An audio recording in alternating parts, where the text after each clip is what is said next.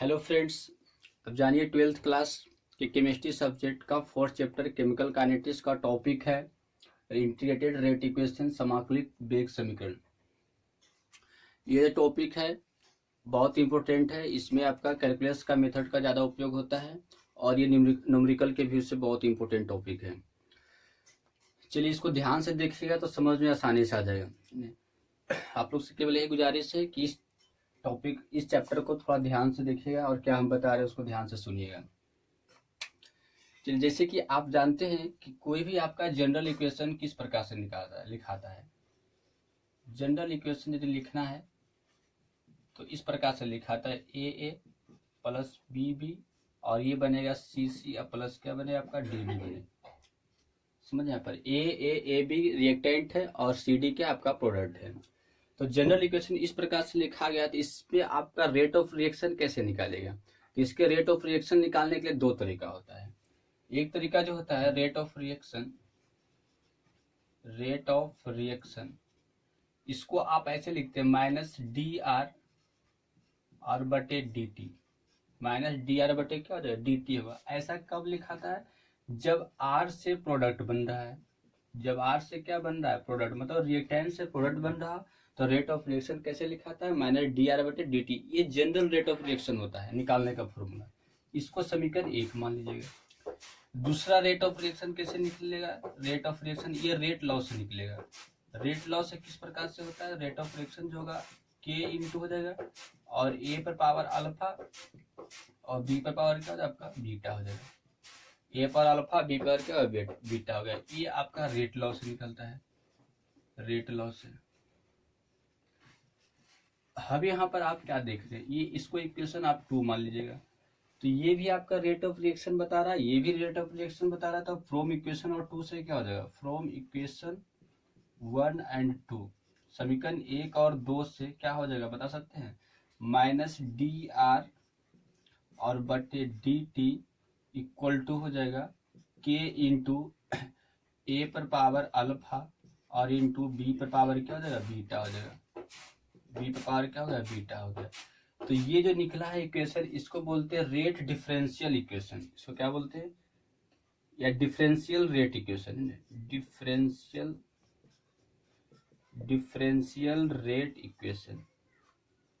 Rate equation. अब ये जो डिफरेंशियल रेट इक्वेशन निकला है ये आपका क्या इंस्टेंटेनियस है। ये क्या है आपका इंस्टेंटेनियस। तो जब इंस्टेंटेनियस है तो इंस्टेंटेनियस होने के कारण इसमें टाइम जो होता है ये रेट लॉ होता है, या तो ऑर्डर ऑफ रिएक्शन जो है। दो चीजें ना याद रखिए, पहला रेट लॉ और दूसरा order of reaction. Order of reaction ये दो चीज को डिटरमाइन करना असुविधाजनक होता है, मतलब अच्छी तरह से डिटरमाइन नहीं कर सकते हैं।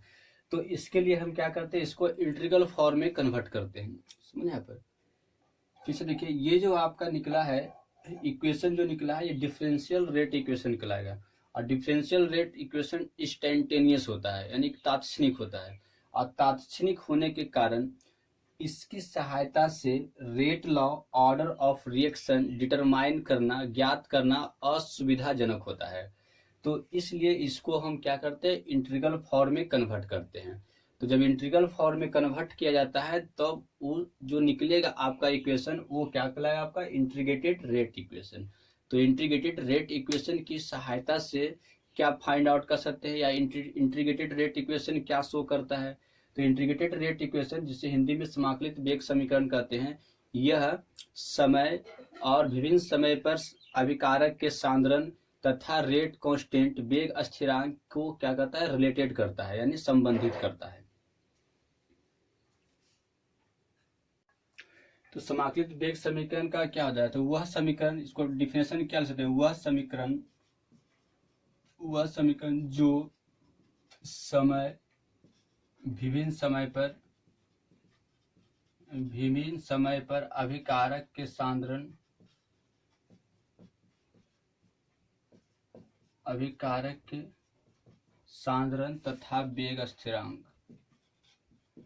तथा वेग स्थिरांक को रिलेट करता है।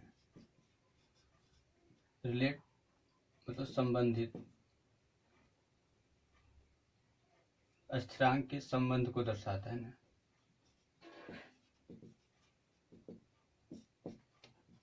संबंध को दर्शाता है, इंटीग्रेटेड रेट इक्वेशन कहलाता है। अब है इंटीग्रेटेड रेट इक्वेशन आपका जीरो ऑर्डर रिएक्शन का निकालने के लिए यहाँ पर सीखना है और फर्स्ट ऑर्डर रिएक्शन का निकालने के लिए सीखना है। ऐसे सेकेंड ऑर्डर का भी होता है, लेकिन यहाँ पर आपको पढ़ना है जीरो ऑर्डर का इंटीग्रेटेड रेट इक्वेशन कैसे निकलेगा, फर्स्ट ऑर्डर का कैसे निकलता है। ये आपके बहुत इंपॉर्टेंट होता है, एग्जाम में ज्यादा करके फर्स्ट ऑर्डर का आता है 5 मार्क्स में।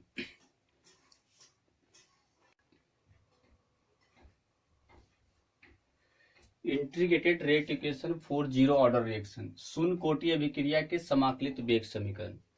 तो अब यहाँ पर जीरो ऑर्डर का इंटीग्रेटेड वेग समीकरण कैसे निकलता है उसके बारे में जानिए।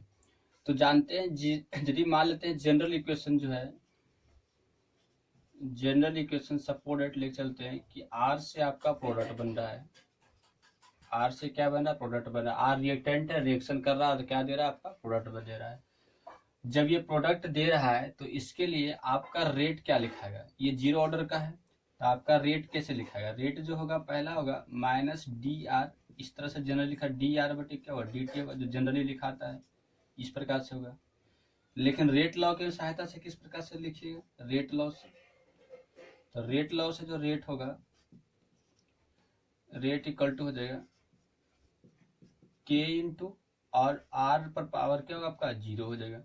क्यों होगा, क्योंकि ये जीरो ऑर्डर रिएक्शन है, जीरो ऑर्डर रिएक्शन। इसे देखिए, पहले हमने क्या माने कि जनरल इक्वेशन मानते हैं कि आर रिएक्टेंट है, आर रिएक्टेंट है, इससे प्रोडक्ट बन रहा है, रिएक्टेंट से क्या बन रहा है, प्रोडक्ट बन रहा है। तब ये प्रोडक्ट बन रहा है तो हमें रेट कैसे निकालेगा, तो रेट निकालने के तरीका बताए थे ना कि डी आर बटे क्या होता है डी टी, आइधर प्रोडक्ट यदि पी होता तो डीपी बटे डी टी होता है, और आर में क्या होता है माइनस होता है, क्योंकि रिएक्टेंट का कंसंट्रेशन क्या होता है डिक्रीज करता है, इसलिए माइनस में लेते हैं। इस प्रकार से आपका रेट निकल गया, माइनस डी आर बटे डी टी हो गया।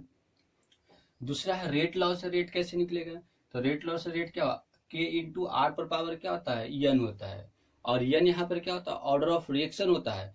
तो यहाँ पर ऑर्डर ऑफ रिएक्शन क्या होगा आपका जीरो होगा। क्यों होगा जीरो, क्योंकि जीरो ऑर्डर रिएक्शन है। तो जीरो ऑर्डर रिएक्शन के लिए ऑर्डर क्या होता है जीरो होता है, तो इसलिए पावर क्या होता है आपका जीरो हो जाएगा।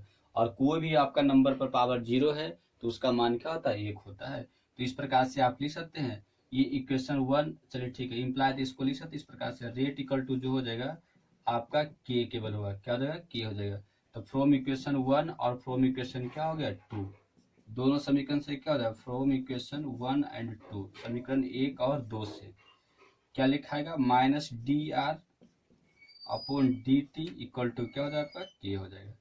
अब इसको इस प्रकार से सकते हैं, माइनस को उधर ले जाए डी टी को उधर लीजिए तो आपका केवल इधर बचेगा डी आर, इधर क्या हो जाएगा आपका माइनस के आर इंटू क्या हो जाएगा आपका डी टी, इस प्रकार से लिखा जाएगा। अब इसको आप क्या कर दीजिए इंटीग्रेट कर दीजिए, क्या करते हैं इंटीग्रेट। तो ऑन इंटीग्रेटिंग, ऑन इंटीग्रेटिंग, अब इसको इंटीग्रेट कीजिए तो इस प्रकार से लिखाएगा डी आर, और इधर क्या हो जाए आपका माइनस के इंटू क्या आपका डी टी।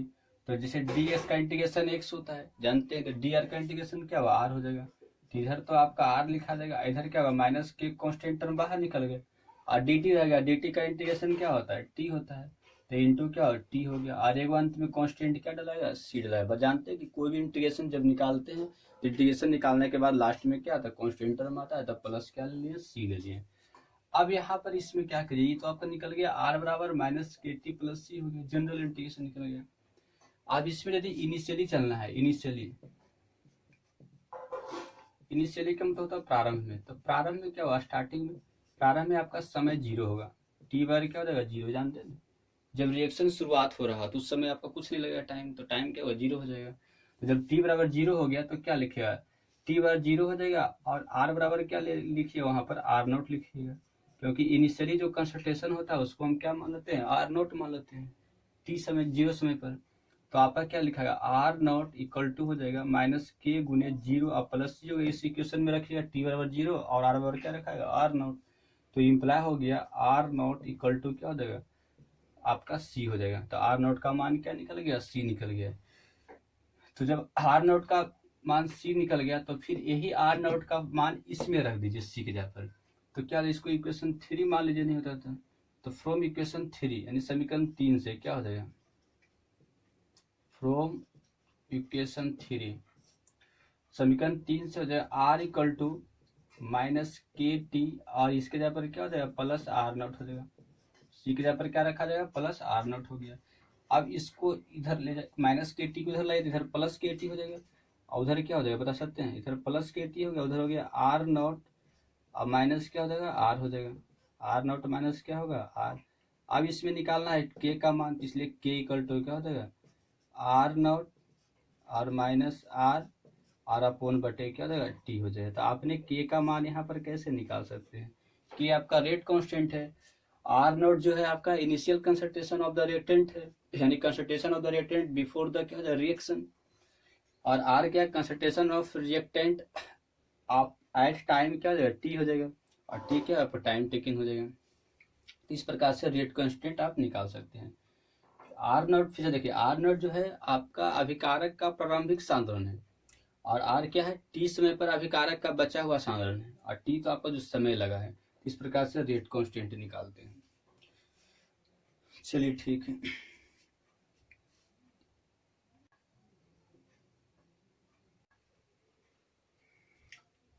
चलिए हाफ लाइफ पीरियड जाने, जिसे हिंदी में अर्ध आयु कहते हैं। हाफ लाइफ पीरियड क्या होता है, यदि देखिए इसका डिफिनेशन क्या होता है, किसी भी आपका रिएक्टेंट के सांद्रण को आधा होने में जो समय लगता है उसे हाफ लाइफ पीरियड कहते हैं। यानी अभिक्रिया को आधा पूर्ण होने में जो टाइम लगता है उसे हाफ लाइफ पीरियड कहा जाता है। फिर से देखिए, किसी भी अभिकारक के सांद्रण में आधा होने में जो समय लगता है उसे हाफ लाइफ पीरियड कहते हैं। एक चीज ध्यान देना हाफ लाइफ पीरियड में, जैसे कि सपोज मान लेते हैं कि कोई रिएक्टेंट दिया हुआ है, उसका कंसंट्रेशन मान लेते हैं कि आपका 40 मोल पर लीटर है, 40 मोल क्या आपका पर लीटर है, और 40 मोल से 20 मोल होने में इसका कंसंट्रेशन 20 मोल पर लीटर होने में जो समय लगेगा उसे हम क्या कहते हैं हाफ लाइफ पीरियड कहते हैं। इतना से इतना होने में जो टाइम लगता है, टाइम, उसे क्या कहा जाता है half life period, half life period कहते हैं। ये बात तो समझ रहे होंगे। तो सपोज रेट मान लेते हैं 40 मोल पर लीटर से 20 मोल पर लीटर होने में समय मान लेते हैं कि लग रहा है आपका सपोज रेट 10 मिनट लग रहा है, यानी कितना लग रहा है आपका 10 मिनट। तो अब है कि 40 से 10 मिनट हो 10, अब है 20 मोल पर लीटर से 10 मोल पर लीटर होने में कितना समय लगेगा। तो ये कोई जरूरी नहीं है कि आपका 10 ही लगेगा, आपका 10 से ज्यादा भी लग सकता है ना। ये 10 से क्या होगा आपका मोर लगेगा, तो इसमें जो टाइम लगेगा आपका ग्रेटर देन क्या होगा आपका 10 मिनट लगेगा, समझ यहाँ पर। तो अब इसके 20 से 10 होने में जो समय लगेगा इसका हाफ लाइफ पीरियड कहलाएगा। 40 से 20 होने में कंसंट्रेशन जो टाइम लग रहा है वो हाफ लाइफ पीरियड इसके लिए कहलाएगा, इस रिएक्टेंट के लिए, ए के लिए, ये बी ये सी। अब है 20 मोल पर लीटर से 10 मोल पर लीटर कंसंट्रेशन होने में जो समय लगेगा वो आपका बी के लिए हाफ लाइफ पीरियड कहलाएगा, समझ यहाँ पे। तो हाफ लाइफ पीरियड का मतलब होता है कंसंट्रेशन में क्या होना आधा होना। तो एक चीज ध्यान दीजिएगा कि जैसे कि 10 मिनट में 40 से 20 हो रहा है, तो अगले 10 मिनट में ऐसा मत सोचे कि 20 से 0 हो जाएगा, फिर समझ यहाँ पर। जैसे 10 मिनट में 40 से सांद्रण घटकर 20 हो रहा है, तो आधा घट गया, तो अभी फिर 20 घट जाएगा 10 मिनट में, तो ऐसा नहीं होता है ना। अभी जो घटने में कुछ समय क्या लगेगा आपका ज्यादा लगेगा, समझ यहाँ पर। तो हाफ लाइफ पीरियड का मतलब ही होता है कि अभिकारक के प्रारंभिक सांद्रण के आधा होने में जो समय लगता है उससे हाफ लाइफ पीरियड कहते हैं। चलिए ठीक है, इसको रिप्रेजेंट कैसे कीजिएगा, तो इसका जो निरूपण होता है ना हाफ लाइफ पीरियड का, इस प्रकार से लिखते हैं टी और हाफ करके 1/2, इसको रिप्रेजेंट किया जाता है 1/2 से। अब है फर्स्ट जीरो ऑर्डर चल रहे थे ना, अभी क्या पढ़ रहे थे जीरो ऑर्डर। तो जीरो ऑर्डर में हाफ लाइफ पीरियड कैसे निकलता है ये जानिएगा। जीरो ऑर्डर में हाफ लाइफ पीरियड कैसे निकलेगा जीरो ऑर्डर रिएक्शन में। तो जीरो ऑर्डर रिएक्शन में एक चीज आप पढ़े थे, डेरिवेशन क्या निकला था कि के इक्वल टू जो होता है आर नॉट और माइनस क्या होता है आर होता है, और इंटू क्या होता है आपका टी होता है, ये आपको पढ़े हुए हैं। आर नॉट आपका इनिशियल कंसंट्रेशन है, आर टी टाइम पर कंसंट्रेशन होगा, टी आपका समय है। अब चलते हैं हाफ लाइफ पीरियड में क्या हो जाएगा, अर्ध आयु में। अर्ध आयु में T equal to one, T one by two लिखा है, क्योंकि जब समय टी है तो कंसंट्रेशन आर बच रहा है, लेकिन यहाँ पर अर्ध आयु में निकालना है किस कंसंट्रेशन क्या बचेगा। तो अर्ध आयु के लिए हम कैसे रिप्रेजेंट कीजिएगा, तो समय होगा T equal to T one by two हो जाएगा। ये रिप्रेजेंट करते हैं, मतलब टी वन बाई टू का मतलब टी का आधा नहीं हो रहा है, ये रिप्रेजेंट करने का तरीका होता है। दूसरी बात, आपका सांद्रण क्या बचेगा, आर बराबर आधा समय लग रहा है, अर्ध आयु में सांद्रण क्या बचता है, प्रारंभिक सांद्रण का आधा ही बचेगा ना, तो आर नॉट बटे क्या होगा, टू हो जाएगा। समझ रहे, क्या समझ रहे, समय लगा है यदि टी वन बाई टू लग रहा है, यदि समय अर्ध आयु ले रहे हैं तो सांद्रण क्या बचेगा आपका, आर नॉट बटे टू, प्रारंभिक सांद्रण का आधा बचेगा, तो आर बराबर आर नॉट बटे क्या हो गया, टू हो जाएगा। तो अब इक्वेशन 1 से क्या कर सकते हैं, अब इसलिए हो जाएगा के इक्वल टू हो जाएगा R naught minus R naught बटे टू बटे टी वन बाई क्या हो जाएगा आपका, टू लिखाएगा। अब इम्प्लाई इसको क्या लिखिए, जो देखिए इम्प्लाई हो जाएगा के इक्वल टू, इसको सॉल्व कीजिएगा नहीं तो टू आर नॉट और माइनस आर नॉट बचेगा ऊपर, और नीचे टू आ जाएगा ना, तो ऊपर बचेगा आर नॉट और नीचे क्या होगा two into T one by क्या होगा, टू हो जाएगा। तो ये आपका सॉल्व करके आएगा, तो इसलिए यदि निकालिएगा टी वन बाई टू तो क्या हो जाएगा, इसलिए टू इंटू सॉरी इसलिए टी वन बाई टू जो होगा आर नॉट बटे क्या होगा, टू के हो गया, आर नॉट बटे क्या हो जाएगा, टू के। ये निकला है अर्ध आयु के लिए फॉर्मूला, किसके लिए, कौन सा विक्रिया के लिए, तो जीरो कोटि रिएक्शन के लिए अर्ध आयु। तो शून्य कोटि विक्रिया के लिए अर्ध आयु का फॉर्मूला क्या होता है, T one by two R naught बटे टू के होता है। यानी इसमें कह सकते हैं कि हाफ लाइफ पीरियड जो होता है आपका अभिकारक की प्रारंभिक सांद्रण पर क्या करता है, डिपेंड करता है। तो इसमें पहले पॉइंट क्या देख रहे हैं कि अर्ध आयु जो है अभिकारक के प्रारंभिक सांद्रण आर नॉट तथा वेग स्थिरांक के पर निर्भर करता है, के पर क्या करता है, निर्भर करता है। तो हाफ लाइफ पीरियड दो चीज पर डिपेंड कर रहा है, अभिकारक का प्रारंभिक सांद्रण आर नॉट तथा वेग स्थिरांक के पर क्या करता है, डिपेंड करता है।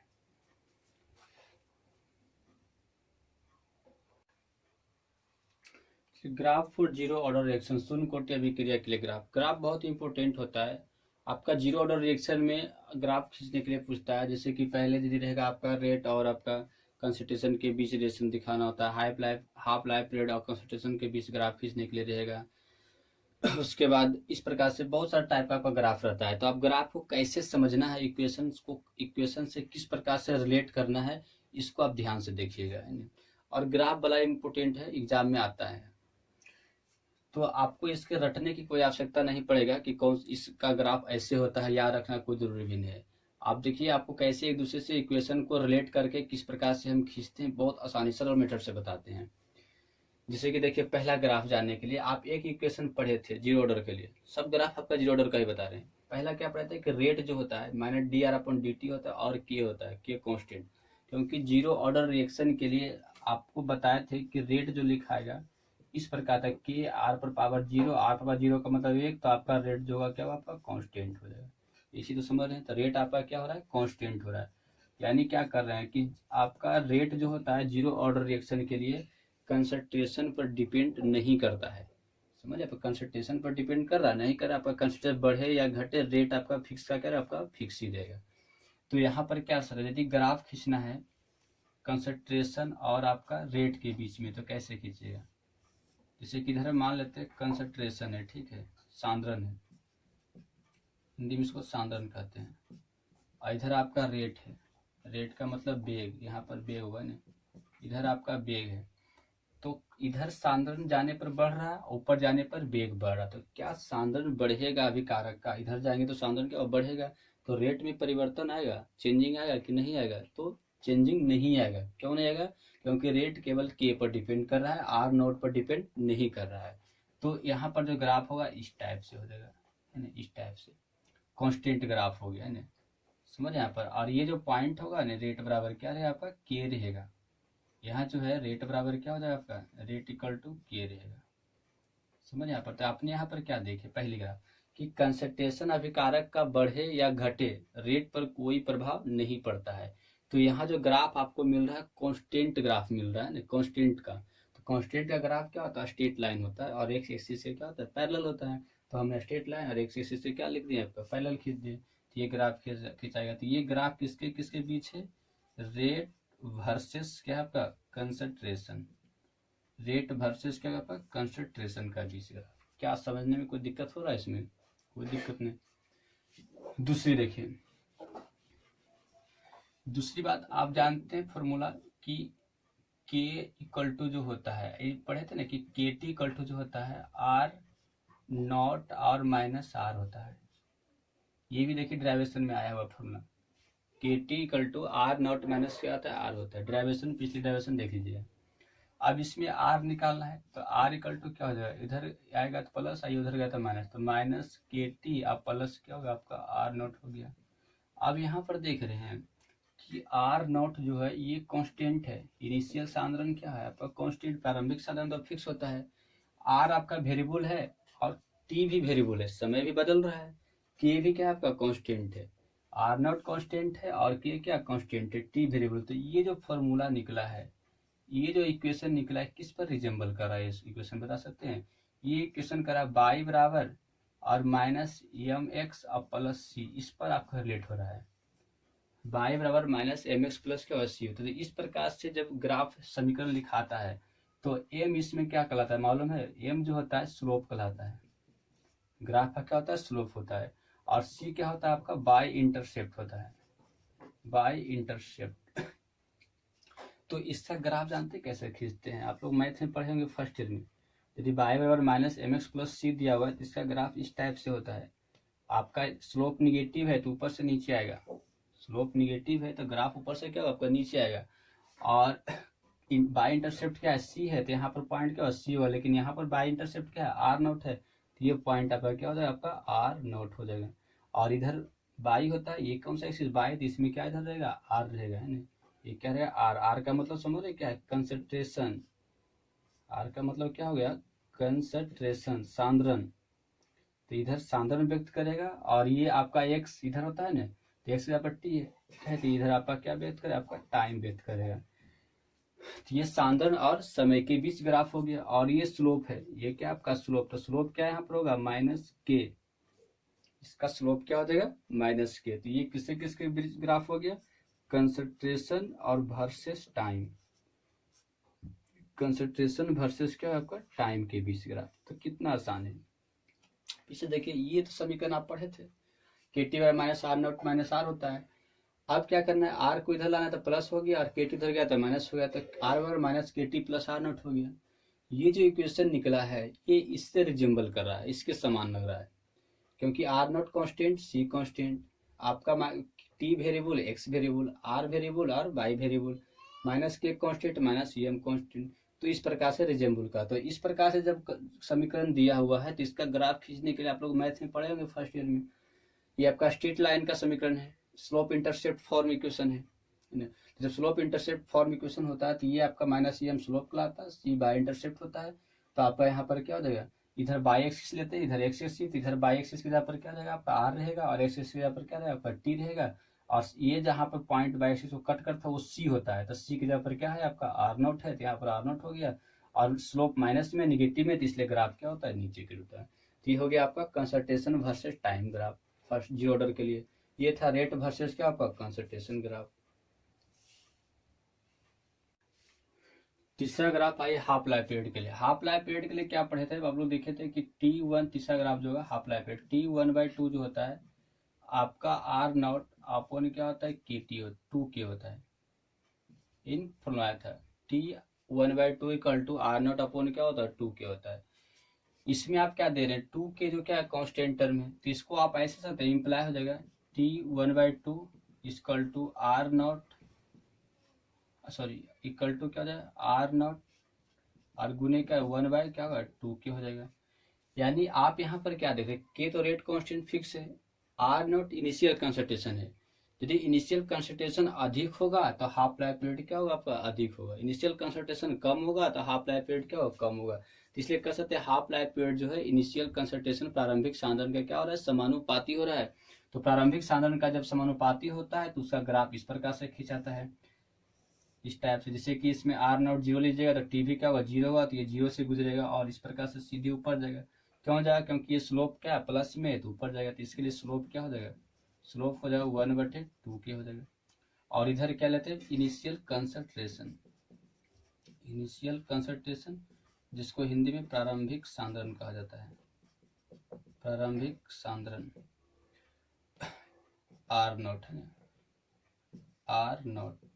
और इधर क्या हो जाएगा आपका T1/2 अर्ध आयु, ये क्या हो जाएगा आपका अर्ध आयु T1/2। तो जीरो ऑर्डर कोटि में, जीरो ऑर्डर रिएक्शन में 3 ग्राफ पढ़ना होता है ना। तो ये किससे किसके बीच हो गया आपका, अर्ध आयु,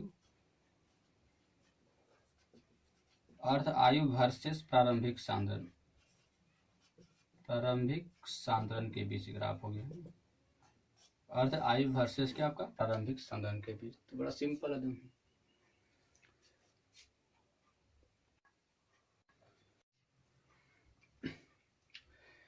चलिए आगे देखिए नेक्स्ट, यदि अभिक्रिया पूर्ण रूप से कंप्लीट होता है, अभिक्रिया पूर्ण रूप से कंप्लीट हो जाएगा तो आपका आर बराबर क्या होगा, जीरो, यानी सांद्रण क्या बचेगा, जीरो बचेगा। पूरा अभिक्रिया कंप्लीट हो गया तो सांद्रण कुछ नहीं, जीरो बच रहा है, तो आर बराबर जीरो हो जाएगा। अब जीरो ऑर्डर रिएक्शन के लिए जानते हैं कि के बराबर होता है आर नॉट माइनस आर बटे टी होता है। तो यहाँ पर आर के जगह पर जीरो रखा तो के बराबर आर नॉट अपॉन क्या हो जाएगा, टी हो जाएगा। तो आप क्या कर सकते हैं कि टी 100%, मतलब अभिक्रिया पूर्ण होने में लगा समय को टी 100% से रिप्रेजेंट कीजिएगा। तो T 100% equal to R naught बटे क्या हो गया, टी हो जाएगा। तो नेक्स्ट अब ले चलते हैं, यदि अभिक्रिया का 3/4 भाग पूर्ण होता है कंप्लीट होता है, तो 3/4 भाग कंप्लीट होगा तो बचेगा कितना भाग, तो आर बराबर बचेगा, पहले से आर नोट था उसका 3/4 भाग क्या हो रहा, पूरा हो रहा था, आर माइनस 3/4 आर नोट। अब इसको माइनस कीजिएगा तो आर बराबर क्या होगा, आर नोट बटे 4 निकलेगा। तो मतलब इतना कंसंट्रेशन बच रहा है। अब इतना कंसंट्रेशन बच रहा है तो आपका जानते हैं जीरो ऑर्डर के लिए जनरल इक्वेशन क्या होता है, के बराबर आर नोट माइनस आर बटे टी होता है। अब के इक्वल टू हो गया आर नोट माइनस आर के जगह पर क्या रखाएगा, आर नोट बटे 4, तो आर नोट बटे 4 अब बटे क्या हो गया, टी हो जाएगा। अब यहाँ पर क्या होगा, सॉल्व कीजिए, इसको घटाइए तो 3/4 आर नोट बटे टी आएगा। अब यहाँ पर क्या देख रहे हैं कि जो टाइम लगा है कितना कंप्लीट होने के लिए समय लगा है, 3/4 भाग कंप्लीट होने के लिए समय लगा है। तो आपको टी को टी 3/4 के रूप में लिख सकते हैं। जैसे कि हाफ लाइफ पीरियड में क्या लिखे थे, T1/2 लिखे थे। 100% कंप्लीट हो रहा था, क्या लिखे थे, टी 100% लिखे हैं। अब 3/4 भाग कंप्लीट हो रहा था, क्या लिखे, टी 3/4 लिखिएगा। ये प्रकार से रिप्रेजेंट किया जाता है समय को। तो क्या हो जाएगा, 3/4 आर नोट बटे के हो गया। तो ये निकला है 3/4 भाग कंप्लीट होने के लिए समय जो लग रहा है 3/4 इंटू आर नोट बटे के हो रहा है। पहले आप पढ़े थे कि हाफ भाग, आधा भाग कंप्लीट होने के लिए समय लग रहा है 1/2 गुने आर नोट बटे के हो रहा है। यानी दोनों में क्या रिजेम्बल देख रहे हैं, दोनों में क्या समानता, सिमिलरिटी देख रहे हैं। सिमिलरिटी यही दिख रहा है ना कि जितना भाग कंप्लीट होता है उससे आर नोट बटे के से क्या करके गुना करके टाइम निकाला जाता है। जितना भाग कंप्लीट हो रहा है, हाफ भाग कंप्लीट हो रहा है, हाफ भाग को आर नोट बटे के से मल्टीप्लाई कर दिए।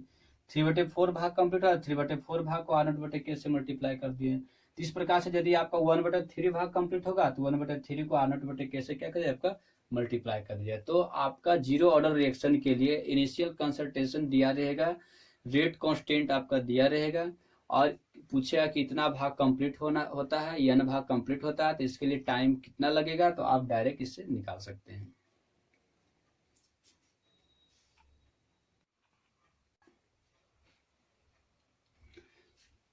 नेक्स्ट जानिए integrated rate equation for first order reaction. प्रथम कोटि अभिक्रिया के लिए समाकलित वेग समीकरण। इसके पहले आपने जीरो ऑर्डर के बारे में देखे थे। अब आइए first order reaction. First order reaction में आपका इंटीग्रेटेड रेट इक्वेशन कैसे निकलता है इसके बारे में जानिए, बहुत ही इंपॉर्टेंट है। तो सबसे पहले जानिए कि फर्स्ट ऑर्डर रिएक्शन होता है क्या। तो देखिए फर्स्ट ऑर्डर रिएक्शन हम वैसे रिएक्शन को कहते हैं जिसमें रिएक्शन का वेग, अभिक्रिया का वेग केवल एक ही पदों के सांद्रण पर निर्भर करता है। तो a reaction is said to be first order reaction in which the rate of reaction only depends on the concentration of only one terms. जैसे कि आप इसको एग्जांपल से समझिए अच्छी तरह से। जैसे कि मान लेते हैं यदि जनरल इक्वेशन इस प्रकार से दिया हुआ है, जनरल इक्वेशन सपोर्टेड, एक नंबर में जनरल इक्वेशन ए दिया हुआ और ए से आपका प्रोडक्ट बन रहा है, तो फर्स्ट ऑर्डर रिएक्शन के लिए आपका रेट ऑफ रिएक्शन क्या होगा? यदि ये फर्स्ट ऑर्डर रिएक्शन का हो तो रेट ऑफ रिएक्शन कैसे लिखिएगा? इसका जो रेट ऑफ रिएक्शन होगा वो डायरेक्टली प्रोपोर्शनल क्या होगा? केवल एक के कंसंट्रेशन पर होगा, एक ही सांद्रता पर डिपेंड कर रहा है, एक ही टर्म पर डिपेंड कर रहा है। दूसरी बात, यदि आपका रेट इस पर यदि जनरल इक्वेशन इस टाइप से लिखा हुआ है 2a आप प्रोडक्ट बन रहा है, तो यहाँ पर देख रहे हैं आपका नंबर ऑफ जो आयन जो अणु मोलिक्यूल्स है वो आपका 2 है, लेकिन ये कौन सा ऑर्डर का है? आपका फर्स्ट ऑर्डर का है। तो इसको आप ऐसे लिखे, फर्स्ट ऑर्डर जो रिएक्शन जो होगा उसका रेट ऑफ रिएक्शन जो निकलेगा डायरेक्टली प्रोपोर्शनल ए रहेगा। ए पर पावर 2 नहीं होगा, यदि 2 होता तो सेकेंड ऑर्डर बन जाता। हम लेके चल रहे हैं कौन सा ऑर्डर के लिए? आपका फर्स्ट ऑर्डर रिएक्शन के लिए। तो फर्स्ट ऑर्डर रिएक्शन के लिए पावर क्या होगा? आपका 1 हुआ, यानी केवल एक ही टर्म पर डिपेंड करेगा। आपका मोलिकुलर स्टोइकोमेट्रिक कोएफिशिएंट कितनों भी उससे कोई मतलब नहीं है। यदि फर्स्ट ऑर्डर का है तो ओनली वन टर्म पर ही डिपेंड करेगा। यदि इस प्रकार से रिएक्शन दिया हुआ जैसे कि a प्लस बी है, a प्लस बी और प्रोडक्ट बन रहा है, तो इसके लिए क्या हो जाएगा रेट ऑफ रिएक्शन? बता सकते हैं? इसके लिए रेट ऑफ रिएक्शन जो होगा या तो a पर डिपेंड करेगा, या तो a होगा या आपका b होगा, दो में से कोई एक ही रहेगा। और लगाएं a और b ओनली, इसमें भी ओनली a पर, इसमें भी a और b का आपका ओनली होगा, दूसरा पर डिपेंड नहीं करेगा। तो आपने क्या समझिए कि फर्स्ट ऑर्डर रिएक्शन में आपका रिएक्टेंट में कितनों भी अणु दिया हुआ, 2 हो, 4 हो, 5, 10 कुछ भी हो, लेकिन डिपेंड केवल क्या करेगा? एक ही टर्म पर करेगा। तो फर्स्ट ऑर्डर रिएक्शन तो आपको समझ में आ गया। अब है फर्स्ट ऑर्डर रिएक्शन में आपका इंटीग्रेटेड रेट इक्वेशन कैसे निकलता है, इसके बारे में जानिए। जैसे कि जनरल इक्वेशन इस टाइप से लेते हैं, जनरल इक्वेशन ए से प्रोडक्ट बन रहा है, ए से क्या बन रहा है? प्रोडक्ट बन रहा है। तो बता सकते हैं इसका रेट ए से प्रोडक्ट या आर से प्रोडक्ट बना है, आर से क्या बन रहा है? प्रोडक्ट बन रहा है। तो इसका रेट कैसे लिखाएगा? एक तो जानते हैं, तो रेट जो होता है, रेट जो होगा आपका जानते हैं क्या होगा? डायरेक्टली प्रोपोर्शनल आर हो जाएगा। डायरेक्टली प्रोपोर्शनल क्या होगा? आर इस तरह से लिखाएगा रेट। पहले ये आपका रेट लॉ से हो गया, ये क्या होगा आपका? रेट लॉ से, रेट लॉस। और दूसरी तरह से रेट कैसे लिखिएगा बता सकते हैं? इसको आप डायरेक्टली प्रोपोर्शनल आर करके के आर भी लिख सकते हैं। रेट बराबर क्या हो जाएगा? के आर, फर्स्ट ऑर्डर रिएक्शन के लिए के कांस्टेंट है। और दूसरी तरीका से रेट कैसे निकालते हैं? माइनस डी आर अपॉन क्या होता है? डी टी होता है। माइनस डी आर अपॉन क्या होगा आपका? D T. समझ यहाँ पर? ये क्या हो गया आपका? जनरल मेथड से होता है। इसको इक्वेशन 1 मान लेते हैं, इसको इक्वेशन क्या मान लेते हैं? 2 मान लेते हैं। तो फ्रॉम इक्वेशन 1 और 2 से क्या हो जाएगा? फ्रॉम इक्वेशन 1 एंड 2, समीकरण 1 और 2 से minus D R upon D T जो होगा के इंटू क्या हो गया? आर हो जाएगा। के इंटू क्या हो गया? आर होगा। यहाँ तो बात समझ में आ रहा होगा। आर क्या है आपका? टी समय पर सांद्रण है, इसमें याद रखिएगा। आर क्या है? आर जो है टी समय पर अभिकारक का मोलर सांद्रण, मोलर सांद्रण है। चलिए यहाँ तो समझ में आ रहा है। अब ये जो निकल गया, ये जानते हैं डिफरेंशियल आपका रेट इक्वेशन निकला है। निकालना है हमको क्या चाहिए? Integrated rate equation. तो इंटीग्रेटेड रेट इक्वेशन के लिए क्या करना है? पहले वेरिएबल सेपरेशन, उसके बाद इंटीग्रेट करना है। तो इसको आप ऐसे लिख सकते हैं, डी आर अपॉन नीचे आर आ गया है, उधर गया तो क्या होता है आपका? माइनस के गुने डी टी। ये माइनस उधर चल गया, डी टी ऊपर गुना हो जाएगा। इस टाइप से लिखाएगा। यहाँ तक बात समझ में आ रहा है? पहले देखिए, यदि आर से प्रोडक्ट बन रहा है तो रेट कैसे लिखाएगा? के इंटू आर होगा रेट लॉस से। और फर्स्ट ऑर्डर रिएक्शन है तो आर पर पावर 1 ही रहेगा, तो कुछ ने पावर दी यानी 1 दिए, तो रेट लॉस से आपका रेट इस प्रकार से लिखा गया। दूसरा जनरली रेट कैसे लिखाता है? माइनस डी आर अपन क्या होता है? डी टी होता है, जो सबसे पहले आप पढ़े थे रेट निकालने के लिए, जो रिएक्टेंट से कैसे निकलता है, प्रोडक्ट से रेट कैसे निकलता है, तो उससे निकल गया। दोनों रेट को इक्वेट कर देते हैं, बराबर कर देते हैं, तो minus D R upon D T equal to K into क्या हो गया? आर हो गया। अब ये जो निकला है आपका डिफरेंशियल रेट इक्वेशन निकला है। तो डिफरेंशियल रेट इक्वेशन से आपका क्या होता है? रेट लॉ, या तो आपका ऑर्डर रिएक्शन निकालना क्या होता है? सुविधाजनक नहीं होता है। तो उसको हम क्या करेंगे, इंटीग्रेटेड में कन्वर्ट करेंगे। तो इंटीग्रेटेड में कन्वर्ट करने के लिए आर वाले को एक तरफ करते हैं, वेरिएबल सेपरेशन से कहा जाता है, और dt को एक तरफ कर लेते हैं, k इंटू dt को। अब क्या करते हैं, दोनों तरफ इंटीग्रेट करते हैं, ऑन इंटीग्रेटिंग। अब ये हो गया तो दोनों तरफ क्या कर दिया, इंटीग्रेट कर देता, ऑन इंटीग्रेटिंग। जब इंटीग्रेट कीजिएगा तो आपको इस प्रकार से इसको रिप्रेजेंट कीजिएगा। देखिए इधर हो गया डी आर अपॉन आर हो जाएगा, इधर क्या हो गया माइनस के डी टी हो जाएगा। आप एक चीज पढ़े थे इंटीग्रेशन का नियम कि 1/x का इंटीग्रेशन क्या होता है, log x होता है। क्या होता है, log x प्लस c। यहाँ पर आपको जो इंटीग्रेशन करना है नेचुरल लॉग लगाना है। केमिस्ट्री में और फिजिक्स में ज्यादा करके यदि लॉग लग रहा है तो वहाँ पर नेचुरल लॉग का पहले यूज किया जाता है। तो यहाँ पर नेचुरल लॉग इन आपका आर लिखिएगा, है ना। लॉग के जगह पर क्या लिखा है आपका इन आर, जैसे कि 1/x ds का log s हो रहा है, तो 1 आपका D 1/r into D R का क्या होगा, इन आर हो गया। लॉग के जगह पर क्या हो जाएगा, इन आर। और इधर माइनस के कांस्टेंट टर्म में बाहर निकल गया। और dt का इंटीग्रेशन क्या होता है, t होता है, अंत में को प्लस क्या लिखा है, c लिखा है, क्योंकि इंटीग्रेशन करने के बाद एक कांस्टेंट c लेते हैं। इधर भी इंटीग्रेशन उधर भी इंटीग्रेशन, तो कांस्टेंट आप एक ही तरफ कहीं लीजिएगा। तो इधर हमने क्या ले लिया, c ले लिया। अब इसमें क्या देखते हैं, ये तो आपका निकल गया इंटीग्रेशन। अब इसमें चलिएगा पहला इनिशियली। इनिशियली का मतलब प्रारंभ में। प्रारंभ में आप क्या क्या देख रहे हैं, प्रारंभ में पहले समय क्या हो जाएगा बता सकते हैं, टाइम t इक्वल टू क्या होगा, 0 हो जाएगा। और प्रारंभिक सांद्रण क्या हो जाएगा आपका, प्रारंभ में प्रारंभिक जो सांद्रण होगा वो क्या हो जाएगा बता सकते हैं, r इक्वल टू हो जाएगा, r equal to R naught होगा। तो स्टार्टिंग में समय 0 होगा और सांद्रण क्या रहेगा रिएक्टेंट का, आर नॉट रहेगा। तो अब इस इक्वेशन में सबका वैल्यू पुट कीजिए तो क्या होगा, ln R naught equal to minus K गुने 0 और प्लस क्या हो जाएगा, c हो जाएगा। तो इसलिए c का मान निकल गया, इसलिए क्या होगा, ln R naught equal to क्या हो जाएगा आपका c हो गया। तो इस तरह से आपका c का मान निकल गया कांस्टेंट टर्म का। जब c का मान निकल गया तो अब c का मान इसमें रखिए, इसको इक्वेशन मान लीजिए 1 2 हो गया था, इसको इक्वेशन 3 मान लीजिए, इसको इक्वेशन क्या मान लीजिए 4 मान लीजिए। तो समीकरण 3 और 4 से क्या हो जाएगा, इक्वेशन 3 और 4 से क्या लिखिएगा, फ्रॉम इक्वेशन 3 एंड 4, समीकरण 3 और 4 से क्या हो जाएगा बता सकते हैं, इन आर जो होगा, इन आर इक्वल टू हो जाएगा माइनस के टी अब प्लस सी की जगह पर रखा जाएगा इन आर नॉट, इन क्या होता है आपका आर नॉट। अब है के टी को इधर लाइए, इन आर को उधर ले जाइए।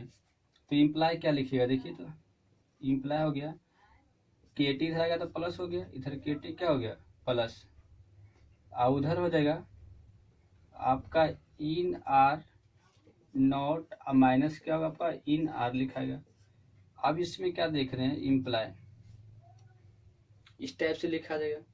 अब ये हो गया इन R naught minus ln are, मतलब जानते हैं लॉग ए माइनस लॉग बी के फॉर्म में आ रहा है। तो लॉग ए माइनस लॉग बी का मतलब क्या होता है, लॉग ए बटे बी होता है। तो इन आर नॉट बटे क्या हो जाए आपका आर हो जाएगा, इन आर नॉट बटे क्या हो गया आर। तो इस प्रकार से के टी निकल गया। अब जानते हैं कि इन नेचुरल लॉग को आपका जनरल लॉग में कन्वर्ट कीजिएगा तो क्या लिखिएगा बता सकते हैं। तो उसको लिखिएगा आपका के टी कल टू जो हो जाएगा 2.303 लिखते हैं ना, और आपका अब लग जाएगा लॉग आर नॉट बटे क्या हो जाएगा आपका आर हो गया, आर नॉट बटे क्या होगा आर। तो जनरली लॉग में चेंज करना है तो फिर 2.303 से क्या करते हैं मल्टीप्लाई करते हैं। तो इसलिए आपका के जो निकलेगा के बराबर क्या होता है 2.303 और लॉग हो गया आर नॉट और बटे क्या हो जाएगा आर हो जाएगा, और फिर बटे सबका क्या हो जाएगा टी हो जाएगा। तो ये हो गया के बराबर फर्स्ट ऑर्डर रिएक्शन के लिए रेट कांस्टेंट का फॉर्मूला होता है K equal to 2.303 log R naught बटे आर बटे टी होता है। चलिए ठीक है।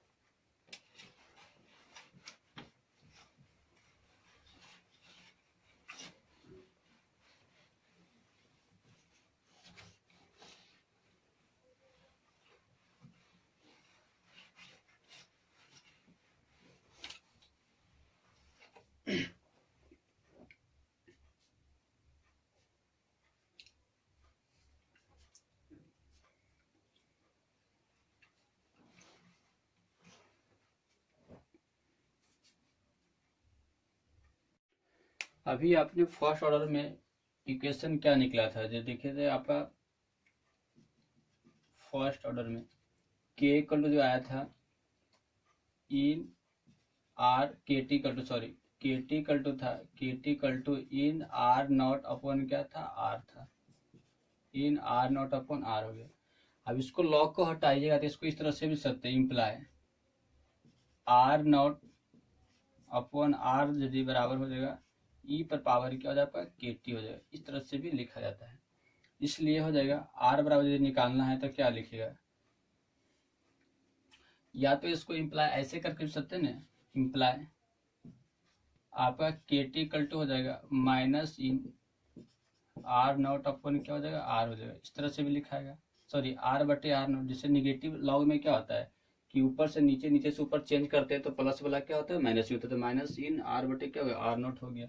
तो इम्प्लाई अब इसको इधर लाइएगा तो इधर माइनस के टी हो जाएगा इक्वल टू इन आर बटे क्या हो जाएगा आपका आर नॉट हो जाएगा। इम्प्लाई इसको ऐसे सकते हैं आर नॉट आर बटे आर नॉट इक्वल टू क्या हो जाएगा ई पर पावर माइनस के टी हो जाएगा। तो इसलिए आर बराबर क्या लिखा जाएगा आर नॉट और इन टू ई पर पावर क्या हो गया माइनस के टी होता है। इस तरह से भी फर्स्ट ऑर्डर रिएक्शन के लिए लिखाता है। तो फर्स्ट ऑर्डर के लिए रिएक्शन के लिए जो आपका टी समय पर जो कंसंट्रेशन होगा आर नॉट प्रारंभिक सांद्रण, आर नॉट प्रारंभिक सांद्रण इंटू ई पर पावर माइनस क्या हो जाएगा आपका के टी होगा। तो ये सब भी ऑब्जेक्टिव में पूछा जाता है। ये लॉग का प्रॉपर्टी से निकला है। यदि आपका इन एक्स बराबर यदि बाई लिखा हुआ है, याद रखिएगा, यदि इन एक्स बराबर यदि बाई लिखा हुआ है तो एक्स बराबर होता है ई पर पावर बाई होता है। ये लॉग का प्रॉपर्टी है। नहीं, इन एक्स बराबर बाई तो एक्स बराबर ई पर पावर क्या होता है बाई होता है।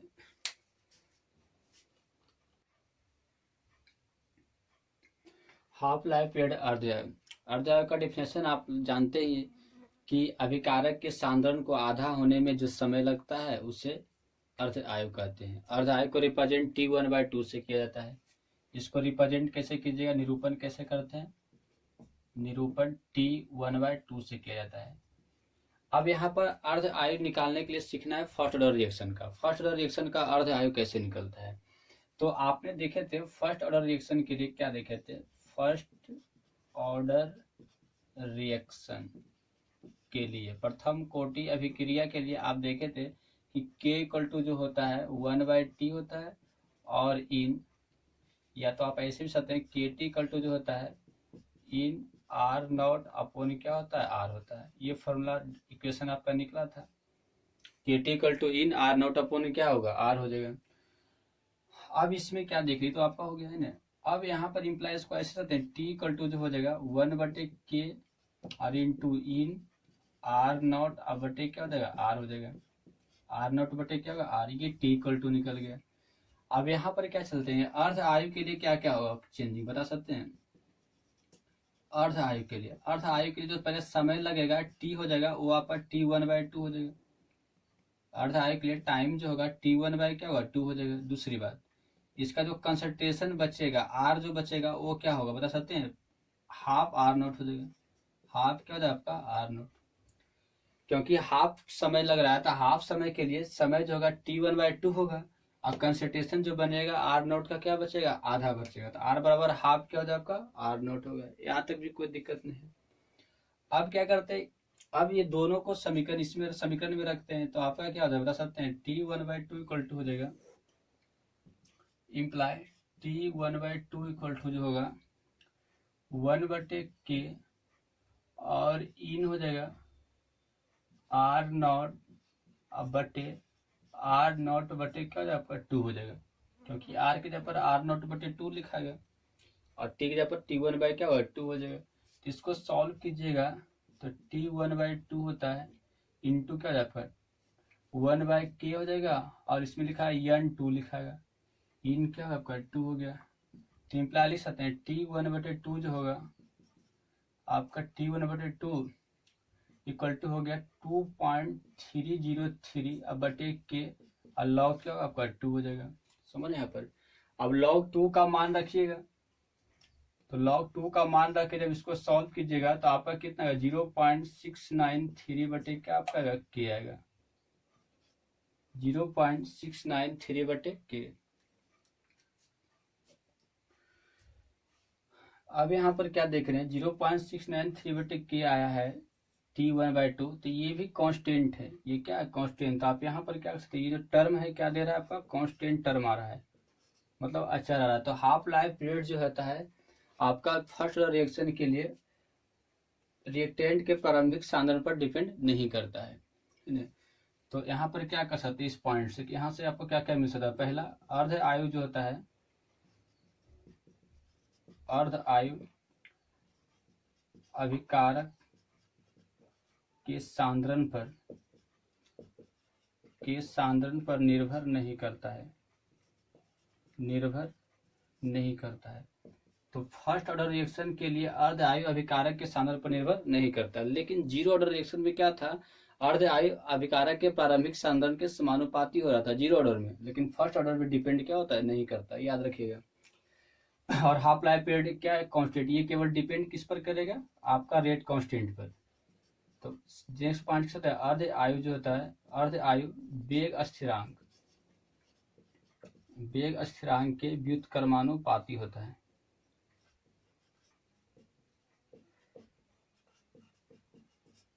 व्युत्क्रमानुपाती होता है। ये केवल आपका डिपेंड किस पर करेगा? रेट कांस्टेंट वेग स्थिरांक पर ही डिपेंड करता है, के पर ही डिपेंड करता है। तो ये आपका हाफ लाइफ पीरियड का हो गया।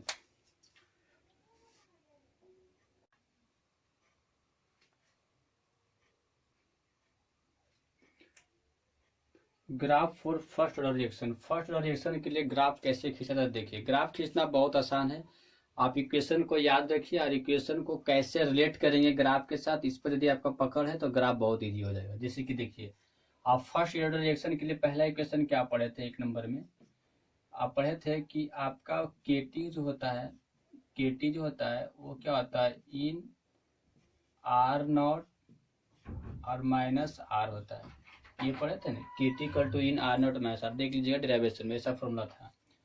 अब इम्प्लाई इसको लिख सकते हैं, केटी इक्वल टू हो गया इन को यदि common ln R naught minus R, ln R naught minus का आर हो गया। इसको आप ऐसे लिख सकते हैं 2.303 और लॉग आर नॉट और माइनस फिर 2.303 और फिर लॉग क्या हो गया? आर हो गया। आप इसको इस तरह से भी लिख सकते हैं इम्प्लाई। अब देखिए इसमें क्या कीजिएगा, 2.303 बाहर निकाल लीजिए तो क्या बचेगा? लॉग बचेगा R naught, log R naught और माइनस लॉग क्या हो जाएगा? आर बचेगा, लॉग आर। अब क्या देख रहे हैं इसमें, 2.303 इधर लाइए तो बटा में हो जाए तो के बटे हो गया के टी और बटे क्या होगा? 2.30 क्या आपका 3 हो जाएगा। तो इधर क्या बचेगा? लॉग आर नॉट और माइनस लॉग क्या हो जाएगा? आर हो जाएगा। ये भी समझ रहे हैं यहाँ तक। नेक्स्ट अब क्या कीजिए, लॉग आर को इधर लाइएगा तो हो जाएगा आपका लॉग आर इक्वल टू हो जाएगा, ये उधर गया तो माइनस के बटे 2.303 और इंटू क्या हो जाएगा? टी, ऐसे करके लिख सकते हैं। और प्लस लॉग क्या हो गया आपका? R naught. अब देखिए ये जो समीकरण निकला है, ये जो इक्वेशन निकला है वो किस फॉर्म में? बाई बराबर M X minus M X plus C के फॉर्म में आ रहा है। अब y bar minus M X plus C का ग्राफ आप जानते हैं कैसा होता है? कैसा होता है इसका ग्राफ? इसका ग्राफ इस टाइप से खिंचाएगा। इसमें जो है सी कांस्टेंट है, सी कांस्टेंट इसको क्या कहते हैं? सी को, सी जो है बाई इंटरसेप्ट है, यानी बाई एक्सिस को सी पर कट करेगा, इंटरसेप्ट। और यम जो क्या है आपका? स्लोप है। यम क्या है? स्लोप है। निगेटिव में तो नीचे की ओर रहेगा, तो निगेटिव में तो स्लोप आपका क्या रहेगा? नीचे की ओर रहेगा। तो आपका ये हो गया स्लोप जो इसका हो गया ग्राफ। यम के जगह पर क्या आपका इक्विवेलेंट होगा? माइनस के बटे 2.33, तो इसका स्लोप होगा माइनस के अपॉन 2.30 का 3। देखिए कितना आसानी से निकल गया, स्लोप भी निकल गया ग्राफ का। माइनस एम है तो ऊपर से नीचे की ओर होगा ग्राफ, माइनस एम है तो। और स्लोप क्या है एम के जगह पर? माइनस के बटे 2.303 हो जाएगा। और ये बाई है, इधर बाई होता है, इधर क्या होगा आपका? लॉग आर हो जाएगा। इधर क्या हो जाएगा आपका? लॉग आर, लॉग आर ऊपर की हो जाएगा। समझ यहाँ पर। दूसरी बात, ये क्या है आपका? एक्स है, टी क्या है आपका? एक्स इधर की ओर, तो इधर आपका क्या होगा? टाइम हो जाएगा, टी हो जाएगा। इधर की ओर क्या होगा? टाइम। इस प्रकार से ग्राफ की जाएगा। तो ये ग्राफ किसके किसके बीच है? बाई आर और वर्सेस क्या है आपका? टाइम है। log r और वर्सेस क्या आपका टाइम, इसके बीच ग्राफ खींचेगा। तो इस प्रकार से ग्राफ होता है फर्स्ट ग्राफ।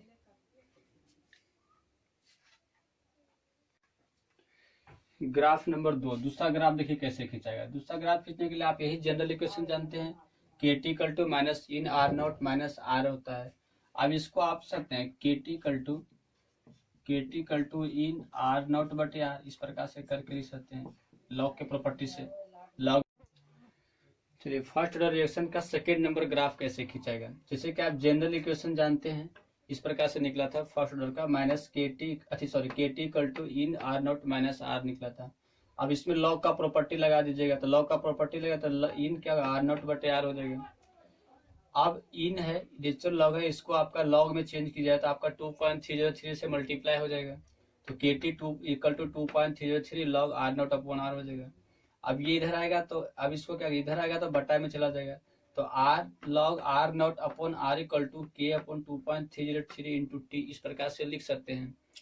अब इसमें क्या देख रहे हैं कि ये जो आपका इक्वेशन आ रहा है ये y बराबर एम एस के फॉर्म में है ना।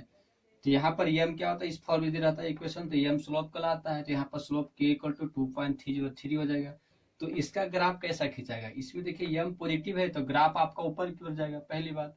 दूसरी x 0 रखिए तो y 0 यानी मूल 0 0 आ रहा है x y, तो मूल बिंदु से गुजरेगा, तो इसका ग्राफ इस टाइप से हो जाएगा। तो इधर y की जगह पर आपका log r नॉट बटे r हो गया, इधर x की जगह पर क्या हो जाएगा आपका t हो जाएगा इधर, और ये आपका स्लोप निकल जाएगा k बटे 2.303 हो जाता है। इस टाइप से ग्राफ खिंचाता है।